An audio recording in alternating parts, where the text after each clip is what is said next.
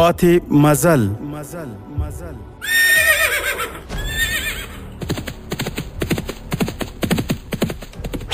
د تاریخي ناولونو ځانګړې خپرونه پاتې مزل د اوسني عصر د ننګونو او فرصتونو هنداره چې د اسلامي تمدن د عروج او انحطاط عوامل روښانه کوي. پاتې مزل د علم او ارتقا پر لاره څراغونه بلوي او د مسلمانانو تیرې سترې واکمنۍ او فرهنګي میراثونه بیانوي.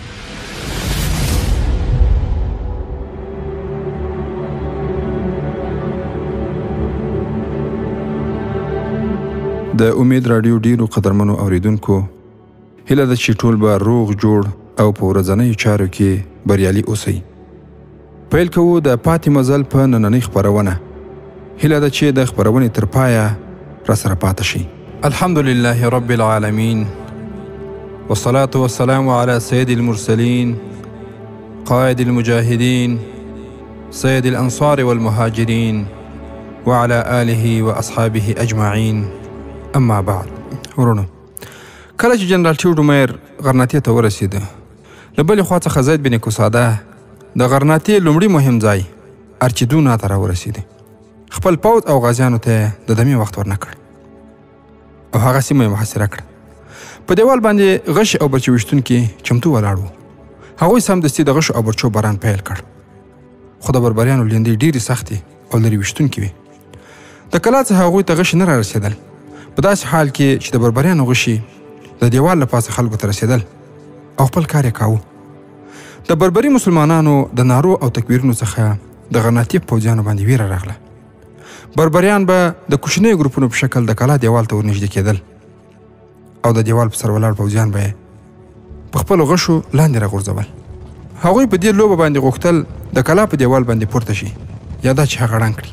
د غازیانو ځینې ګروپونه دروازو ته هم رسېدلي وو او د هغې د ماتولو کوښښ یې کاوه.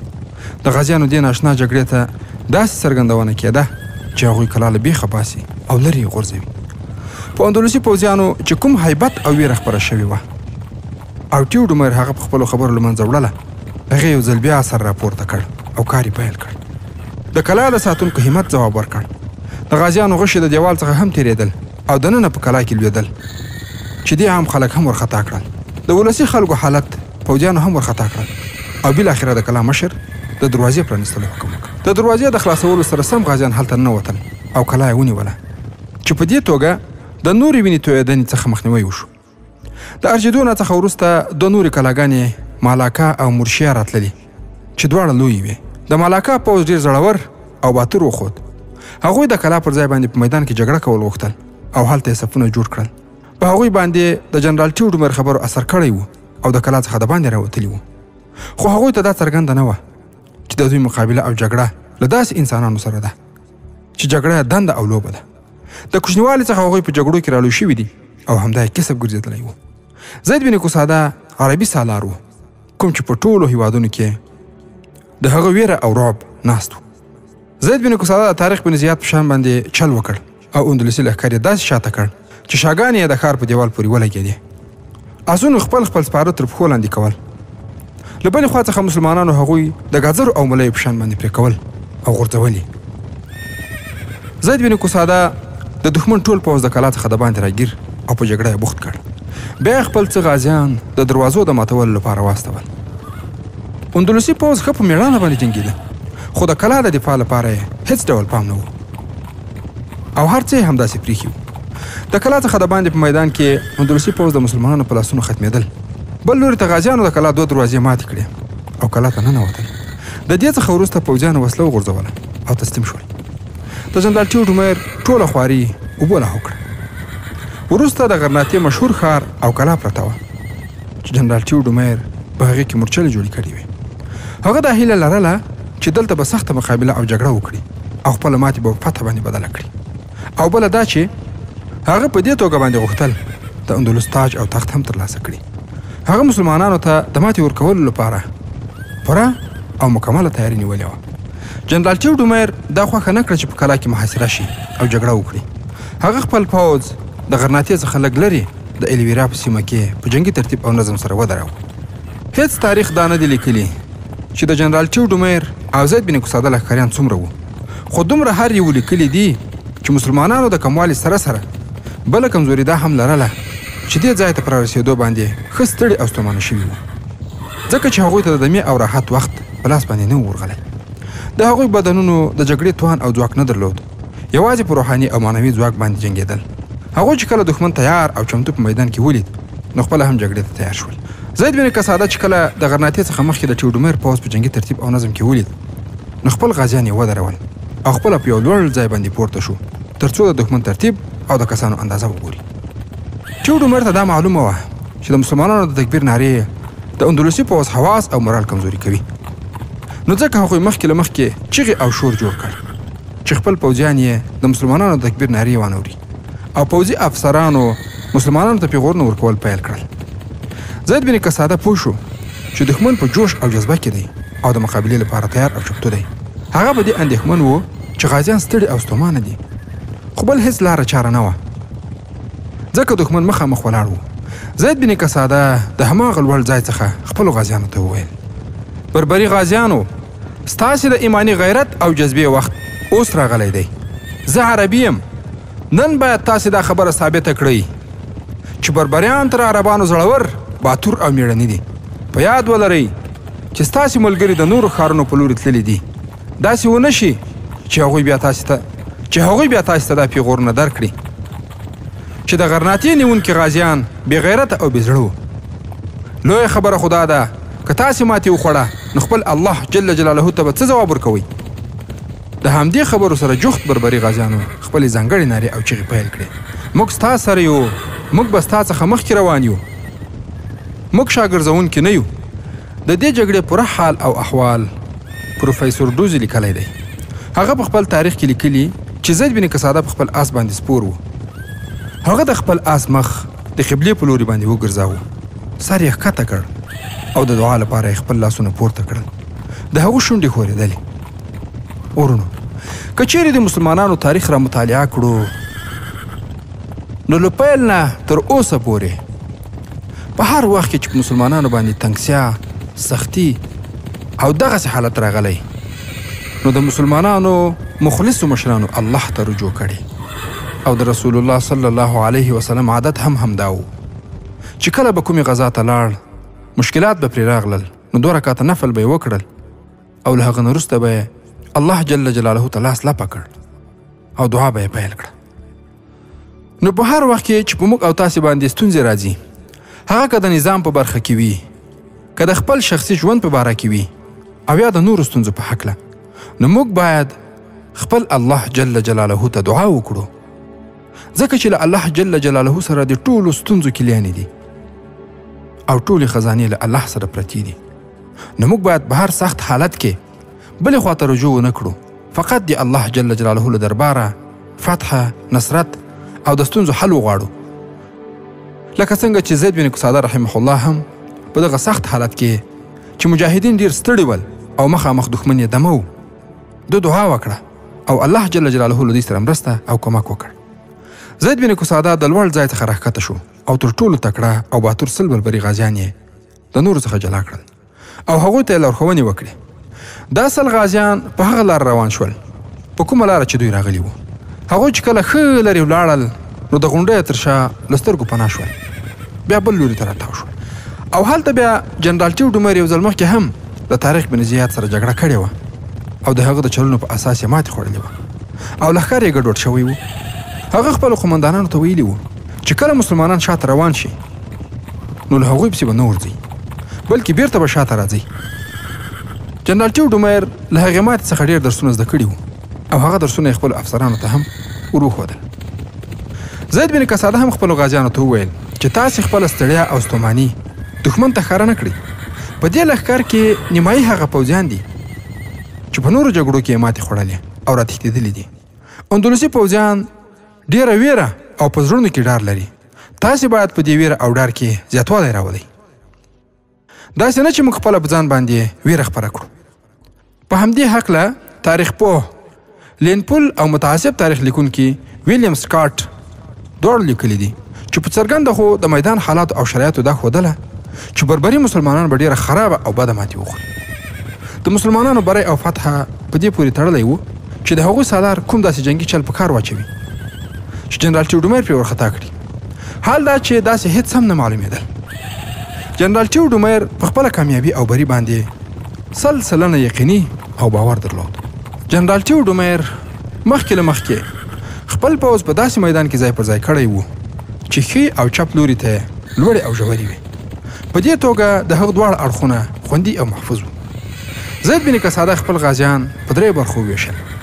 هغه د خپل لښکر منځنۍ برخه دښمن ته ورمخکې کړه او خپله شاته پاتې شو. له بل لوري څخه 2 چنده پوځ راوړاندې شو او خپله جنرال ټیوډومیر شاته ودرېده. مسلمان غازیان په منډه د دښمن په لوري باندې ورتلل او ډېر سخت ټکر وشو. اندلسي پوځیان په دې هیڅ پوه نه شول چې مسلمانان کرار شاته را روان دي او هغوی هم ورپسې راخوځېږي. جنرال ټیوډومیر شاته ولاړ و. د خپلو استازو په خولو یې هغوی ته نارې وهلې چې مخکې او وړاندې ولاړ نه شي.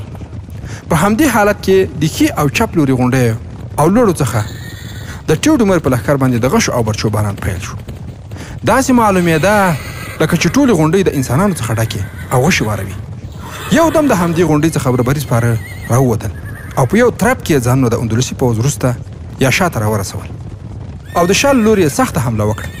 د غشو او برچو په سبب اندلسي پوځیان ګډوډ او بېنظمه شوي وو. سپرو هغوی نور هم سره خپاره بېنظمه او بې ترتیبه کړل.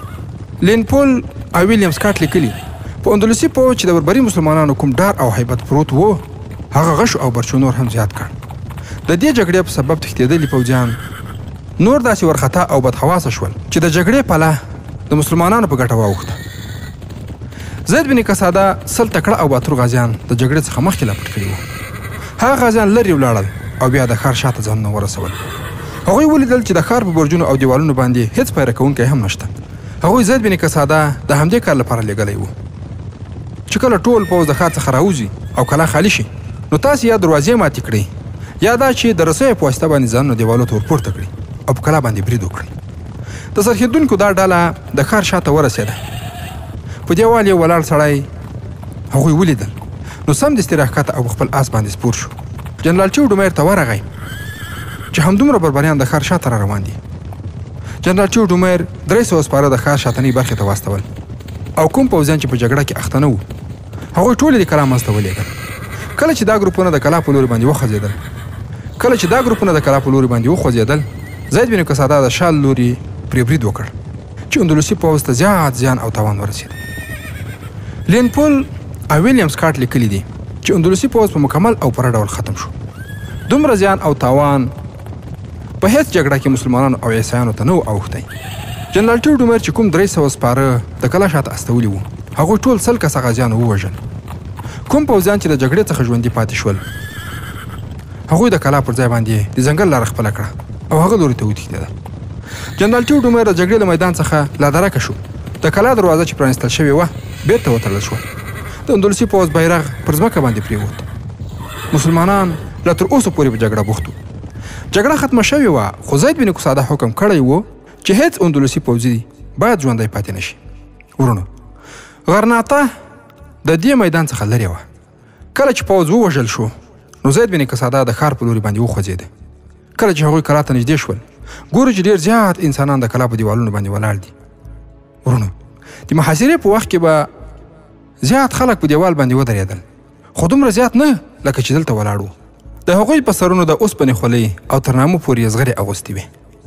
زید بن قصاده خپل نایب سالار ته وویل تر اوسه پورې موږ فکر کوو چې د غرناطې پوځ مو ختم کړی خو د ښار د دفاع لپاره ډېر زیات پوځ دلته شته دی.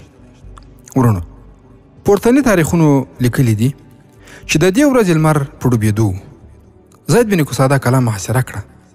اوس د هغه پوځ کم شوی و ځکه چې څه پکې شهیدان او څه پکې زخمیان شوي وو. حالات د اندېښنې وړ و خو بیا هم زید بن قصاده د کلا دیوال ته نږدې شو او اعلان یې وکړ نو د خپل پوځ حالت ته وګورئ که پرته له جګړې څخه ښار تسلیم کړئ نو ټولو ته به امن او امان درکړل شي کنه بیا به ټول وژل کېږئ. خو له هغه لوري څخه هیڅ ځواب رانغی. په عمومي توګه کله به چې محاصره کوونکو داسې اعلان کاوه نو د ښار خلکو به ځواب ورکاوه خو د زید بن قصاده د اعلان په ځواب کې هیڅ آواز پورته نه شو. د تمې او هیلې په خلاف دروازه خلاصه شوه. او جنرال ټیوډومیر د سپین بیرغ سره د باندې راووت. ورونو د حیرانتیا خبره وه چې خپله جنرال ټیوډومیر د سولې لپاره راوړاندې شو. بله د حیرانتیا خبره دا وه چې له هغه سره یوازې یو ساتونکی را روان و. هغه وخت به کوم جنرال یا بادشاه پرته د زیاتو ساتونکو څخه چیرې نه ته. د ټیوډومیر سره چې کوم باډیګارډ و هغه پوځي نه بلکې یو ځوان نوکر و. جنرالانو او بادشاهانو به د ساتونکو سره سره یو یا دوه داسې نوکران ساتل. زید بن قصاده د ټیوډومیر هرکلي ته ورغی او بیا دواړه سره مخامخ شول. جنرال ټیوډومیر وویل زه د خپل ځان څخه د ستر جنرال په امر دلته راوتلی یم. هغه ستر جنرال د دې ټولې سیمې د پوځ قومندان دی. هغه تاسو ته دا پیغام را لېږلی دی چې په کلا کې دومره زیات پوځ دی که تاسې هغه محاصره کړئ نو تر یوه کال پورې به کلا ونه شي نیولی. د ښار دیوالونه وګورئ، د دې څخه تاسې معلومولی شئ چې په ښار کې څومره زیات پوځ دی. زید بن قصاده وویل چې دومره زیات پوځ تاسې سره شته نو بیا سولې ته څه اړتیا ده؟ تاسې خو ګورئ چې موږ له پخوا څخه کم شوي یو. جنرال ټیوډومیر وویل زموږ ستر جنرال ډېر د نرم زړه سړی دی. هغه ته څرګنده شوې چې زیات پوځ یې له منځه تللی او ستاسې هم زیات زیان شوی. نو نوره وینه باید تویه نه شي. باید سوله سره وکړو. که تاسې سوله نه کوئ نو بیا خو زموږ سره ښه پرېمانه پوځ شته او تاسې کلا په دې پوځ باندې نه شي نیولی. زید بن قصاده په دې اندېښنه کې و چې کیدای شي دا چل او دوکه وي. خو جنرال ټیوډومیر چې په کوم ډول باندې خبرې کولې له هغو خبرو څخه اغېزمن شو او د سولې خبرې یې ومنله. ټیوډومیر وویل زموږ د سولې شرایط ومنل کېږي. لومړی شرط دا چې د ښار د خلکو د مال، ځان او عزت ساتنه به ستاسې مسؤلیت وي. ستاسې هیڅ پوځي په ښار کې د چا کور ته نشي ننوتلی. دویم شرط دا دی چې موږ به خزانه تاسې ته په خپل لاس باندې تسلیموو. او دریم شرط دا چې زه به جنګي بندي نه وم بلکې د دې مشر به وم او همدلته به اوسېږم، خو ستاسې اطاعت او مننه به کوم. د سولې شرایط ولیکل شول او زید بن قصاده په هغې خپل لاسلیک او مهر ولګاو. جنرال ټیوډومیر وویل سهار به تاسې ته د ښار دروازې پرانیستل شي او بیا په خپله مخه روان شو. نایب سالار په غوسه سره وویل ابن قصاده تا خو د خپل ځان او خپل پوځ د مرګ په دوسیه باندې خپل لاسلیک وکړ. یو بل چارواکي وویل هو کې ابن قصاده ته ډېر ستړی شوی یې ځکه خو ستا دماغ سم کار نه کوي. زید بن قصاده وویل زه په خپل الله جل جلاله باندې پوره باور لرم. تاسې فکر کوئ چې کله موږ ښار ته داخل شو نو ټول پوځیان او خلک به په موږ باندې حمله وکړي او ټول به ووژني؟ چارواکي وویل همداسې به کېږي. ورونو مخکې له دې چې دې برخې ته دوام ورکړو نو یوې تبصرې ته اړتیا وینم. د هغې تبصرې له اورېدلو څخه وروسته به راوګرځو د خپلې دې برخې دوام ته. ورونو دا چې اوس نړۍ په هره برخه کې ډېر پرمختګونه لري، په داسې حال کې چې موږ په تیره او اوسنۍ لړۍ همدارنګه د نورو تاریخي لړیو په جنګي حالاتو کې له تورو، نیزو، ډالونو او مختلف ډوله لیندیو څخه ګټه پورته کېدله. خو په اوسني وخت کې نړۍ د ثقیله او خفیفه اسلحو، مختلفو زرعیو مرمیو او نظامي اړینو تجهیزاتو لکه ډرون یا بې پیلوټه الوتکې، جنګي روباټونه او نوې عصري استخباراتي تخنیکي وسایل هغوی لري او هغوی ورځ په ورځ په نویو څېړنو او ابتکاراتو باندې بوخت دي. دا تبصره هم په همدې خاطر ده چې موږ باید له دغه فرصت څخه ګټه واخلو. دا چې اوس الحمدلله د ملک واک او اختیار الله جل جلاله خپلو صالحو بندګانو ته ورکړی، نو مسؤلین دي د راسخې عقیدې او نیغې لارې د مزل تر څنګ په تخنیکي، نظامي، استخباراتي او دفاعي برخو کې خپل پوره زیار وباسي. تاسې فکر وکړئ دا اوس چې زموږ له نظامي مجاهدینو سره کوم تجهیزات دي دا موږ نه دي جوړ کړي بلکې دا ډیری یې د نړۍ کفري هیوادونو جوړ او زموږ ملک ته راوړل شوي او یا هم دغه امکانات له هغوی څخه زموږ په ملک کې په لوړه بیه باندې پیرل شوي دي چې په همدې سره هم د هغو ملکونو اقتصاد قوي شوی دی.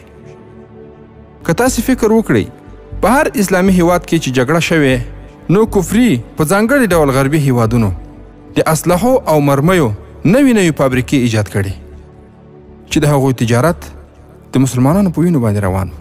خو له دغه نه وروسته باید مسلمانان ورته متوجه واوسي او په نظامي او د نظامي تجهیزاتو په ډګر کې باید خودکفا واوسو. دا اوس د نړۍ هغه ملکونه چې خلک ورته سوپر پاور وایي د هغوی ملکونه وڅېړل شي نو دوی په خپلو ملکونو کې بېشمېره د اسلحو مرمیو مختلف ډوله بمونو میزایلو او لیرې ویشتونکو توغندیو فابریکې لري چې په دې برخه کې دی زموږ د نظام اړوند تخنیکي ادارې خپل پوره زیار او کوښښ وکړي چې په نوي ابتکاراتو سره هغه هم د دې ملک د مخلصو او بادیانته بچیانو په واسطه ترسره کړي په دغه برخه کې دی قدرمن مشران دې ته نه ګوري چې دا مجاهد دی که نه بلکې تخصص مسلک او پوهې ته دې ډېره پاملرنه وکړي خو د پلان او په نورو مهمو برخو کې دی مجاهدین وي او په همدې برخه کې دی ډېر مجاهدین وروزل شي تر څو د اسلام د دفاع په برخه کې موږ له نړۍ څخه کم ونه اوسو ورونو تخنیکي وسایل ډېرې ګټې لري که موږ تخنیکي قوا او امکانات ولرو نو د بشري اقتصادي او نظامی احتمالي خطراتو او ډېرو زیانونو څخه به په امن کې واوسو نو مجاهد وروره تا دې دا فاني چوکۍ منصب او نور امتیازات دې ته اړ نه کړي چې اصلي موخې درڅخه هېرې شي بلکې اوس د دې وخت دی چې که چیرې تا کلونه جهاد کړی وي او د دې وخت تا نه وي موندلی چې زده کړې وکړې نو اوس یې وخت دی که د تا لیک لوست یا خط نه وي زده نو همدا نن یې پیل کړه که دې زده وي نړیوالې ژبې کمپیوټر د دیني علومو تر څنګ عصري علوم هم په خورا شوق او زیار سره زده کړه او د الله جل جلاله د دین خدمت پرې وکړه ځکه چې دا د الله جل جلاله په تا لوی رحم دی چې ته یې د مجاهدینو په سپېڅلي صف کې راوستلی یې نو له نورو څخه وړاندې باید ته یوه ښه اسلحه جوړه کړې ښه ابتکار وکړې او دا یوه روښانه خبره ده چې په ښو او عصري امکاناتو سره د الله جل جلاله د دین خدمت تر ټولو ښه کېدلی شي نو باید دغې برخې ته ټول مجاهدین ورونه ښه پام وکړي تر اوسه پورې الحمدلله هیڅ ډول ستونزه نشته چې هغه د دې خنډ شي چې تاسې خپلې تخنیکي مسلکي او د نظامي تجهیزاتو په برخه کې زده کړې ونه شئ کړلی هر ډول امکانات موجود دي وخت لرئ نو له دغه وخت څخه باید ډېره ګټه واخیستل شي ځکه چې ډېرو ملتونو ته دغسې وخت په لاس باندې ورغلی خو هغوی په قدر باندې نه دي پوه شوي وختونه هم ورڅخه تللي دي او وروسته بیا ارمان هیڅ ګټه نه کوي هسې د ځان ځورونه به وي انشاء الله تعالی موږ هیلهمند یو چې انشاء الله تعالی زموږ ټول مشران او ملګري به دغو نقطو ته متوجه وي ورونو رابسو د خپلې لړۍ د دغې برخې دوام ته له هغه وروسته چې جنرال ټیوډومیر زید بن قصاده رحمه الله ته وویل چې هو آیا ما په تړون کې دا نه ولیکلي چې موږ کلا تاسې ته سپارو د غازیانو لښکر د زید بن قصاده په اشاره کلا ته ننوت د مخکنۍ لارښوونې په بنسټ ټول غازیان هوښیار او د څارنې په حالت کې ننوتل بربریانو هر لوري ته کتل او څارنه یې کوله په کلا کې هیڅ لوري ته هم پوځ نه ښکارېده د کورونو په بامونو باندې میرمنې او کوچنیان ولاړ وو د کورونو مخې ته هم میرمنې او کوچنیان ګرځېدل زید بن قصاده په دې باندې ښه باوري شو چې دا کوم جال او دوکه ده زید بن قصاده له جنرال ټیوډومیر څخه وپوښتل ستاسې پوځ چیرې دی او د کلا عمومي قمندان چیرې جنرال ځواب ورکړ دلته هیڅ پوځ نشته تاسې ته به دلته یو سپایي هم تر سترګو نه شي دلته یوازې زه پاتې یم د کلا مشر نشته ما تا ته دروغ ویلي وو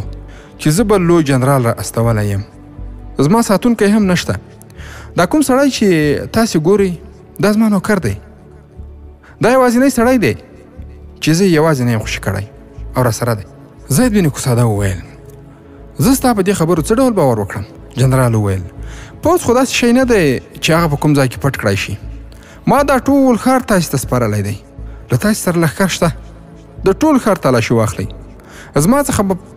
زما څخه پرته بل څوک به په لاس باندې در نه شي زما پوځ ټول ستاسې په لاس باندې ووژل شو کوم چې ژوندي پاتې شول هغه ځنګل ته تښتېدلي دي زید بن قصاده وویل ته درواغ وایه زه هغه پوځ لیدل غواړم چې د دیوال په سر باندې ولاړ و جنرال ټیوډومیر وخندل او لاسونه یې ښځو میرمنو او کوچنیانو ته واړول او یې ویل دغه دی هغه پوځ چې تا د دیوال په سر باندې ولاړ لیدلی و که تاسې غواړئ زه یو ځل بیا د دې دیوال په سر باندې هغوی ودرولی شم ما تاسو ته دوکه درکړه او د سولې په تړون باندې بلاسلیک درڅخه واخیست. څرنګه چې زما پوځ ختم شوی دی نو ځکه ما د تېښتې پر ځای باندې دا طریقه غوره کړه. میرمنو، پیغلو او کوچنیانو ته مې د اوسپنې خولۍ او زغرې ور واغوستې او د دیوالو په سر باندې مې د تیارسۍ په حالت کې ودرول. تاسې فکر وکړئ چې په کلا کې هغه مې په دې خاطر چې تاسې دا فکر وکړئ چې په کلا کې ډېر پوځ دی. زید بن قصاده وویل دې ته څه اړتیا وه؟ آیا دوی تاسې په موږ باندې ختمول؟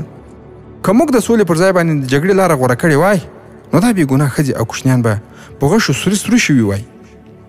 ته داسې فکر ونه کړې چې موږ به د دومره زیات پوځ په لیدلو سره ویرېدلي یو او له تاسو سره به مو د سولې تړون کړی وي. جنرال ټي ډومیر وویل زه په دې ښه پوهېدم، ما تاسې نه ویرولی. زما مقصد دا و چې تاسې کلا تسلیم کړئ او نوره وینه تویه نه شي.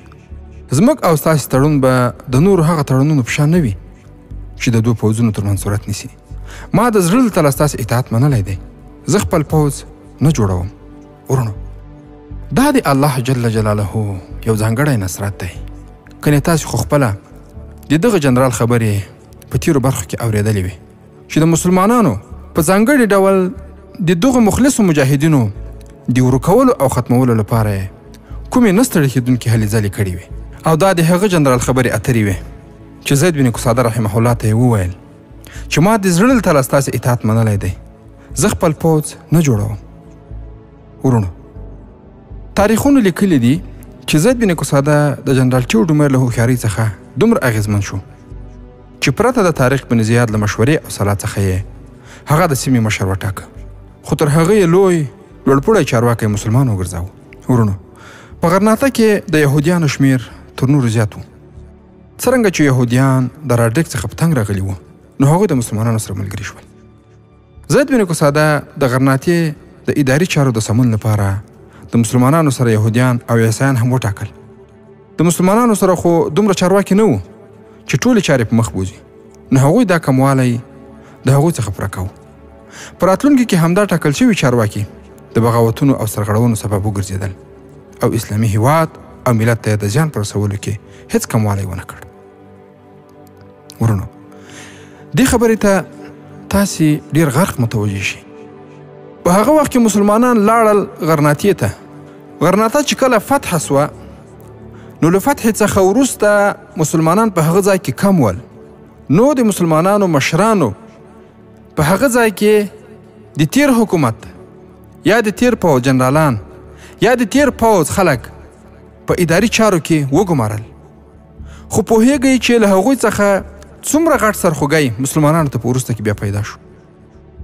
دغې نقطې ته باید ټول مشران متوجه واوسي او په دې برخه کې د راروانو احتمالي جوړېدونکو ستونزو په هکله باندې حل لارې، مشورې او پریکړې ترسره شي. الله جل جلاله مه کړه چې بیا داسې وخت راغلی وي لکه څنګه چې په غرناطه کې راغی چې اداري چارې په هغه وخت کې د راډریک څخه د راپاته جنرالانو په لاسونو کې ولوېدې او هغوی په خپلو منځونو کې ډول ډول توطیې جوړې کړې چې هغه توطیې د دې سبب شوې چې په ډېرو ښارونو او ډېرو ځایونو کې بغاوتونه راپورته شول او اسلامي هیواد او ملت ته هغو راپاته شونو د هیڅ ډول زیان رسولو کمی ونه کړ. یعنې له هرې لارې چې زیان ورته رسېده اسلامي حکومت ته نو هغوی زیان ورساوه. د امید راډیو ډېرو درنو او متدینو اوریدونکو، دا وه د پاتې مزل نننۍ خپرونه چې تاسو ته ما ډاکټر سیف الله خالد وړاندې کړه. هیله ده موږ هم په خپلو نیکو دعاګانو کې یاد ساتئ. تر راروانې جذابې تاریخي خپرونې مو په لوی او مهربانه الله جل جلاله سپارم. السلام علیکم ورحمة الله وبرکاته.